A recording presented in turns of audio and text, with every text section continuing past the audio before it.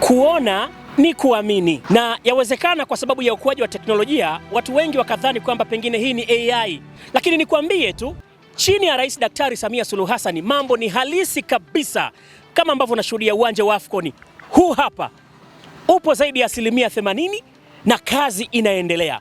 Mwezi wa 7 hivi tunatarajia uwanja huu utakuwa umekamilika.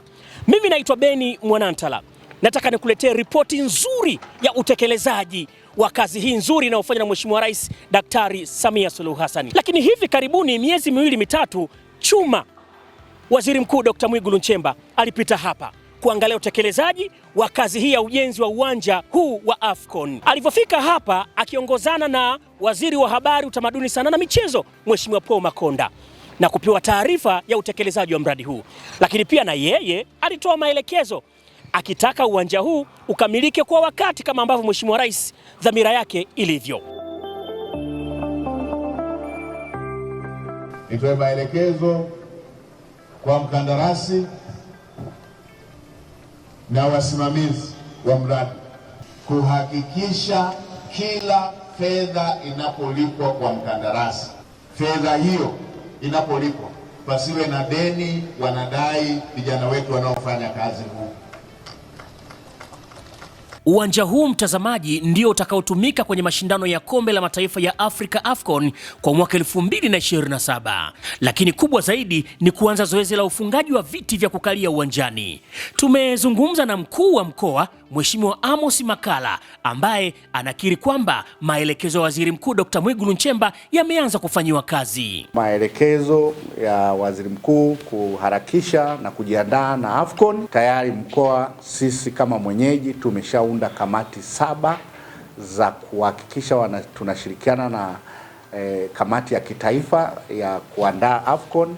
Lakini pia kuhusu miundombinu ya AFCON, uwanja unaendelea kutekelezwa kwa kasi kubwa na sasa hivi wako katika hatua za finishing, kwa kuwa material mengi yameshaletwa katika mkoa wa Arusha, na kwa ratiba ni kwamba mwezi wa 7 uwanja utakuwa umekamilika. Hadi sasa, mtazamaji, ujenzi wa uwanja huu umefikia zaidi ya 80%. Je, mambo gani mengine ya msingi yanayofanyika ndani ya uwanja huu? Actually kwa sasa hivi kazi kubwa tunayofanya ni finishing. Kama mnavyoona uwanja wetu tunafanya final touches kwenye finishing, na hapa tunaendelea na kuboresha au kufanya maandalizi ya hii pitch yetu ambayo ndio inaleta maana ya kuwa na uwanja. Kwa hiyo kwa sasa hivi tunafanya final touches finishing.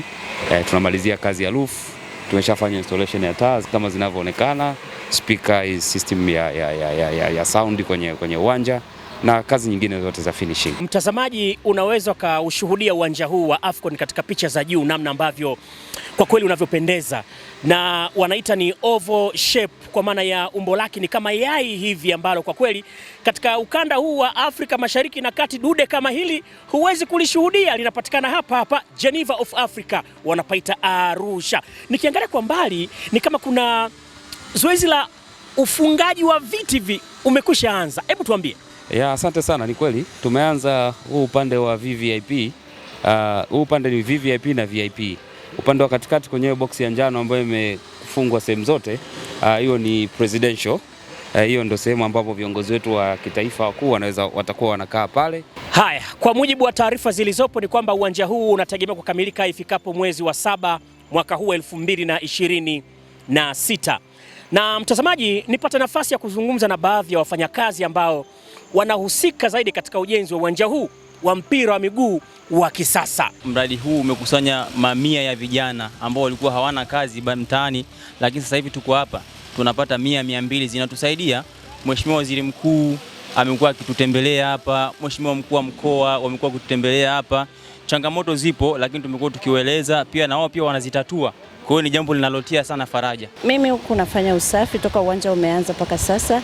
Kiukweli tunafarijika na tunapatiwa moyo na Waziri Mkuu anapokuja kututembelea. Changamoto zetu tunazieleza na zinatatuliwa kwa wakati.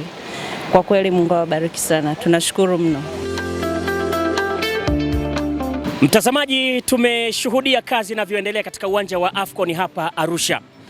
Na jambo zuri la kuvutia ni kwamba safari ya kufunga viti 32,000 imekwisha anza.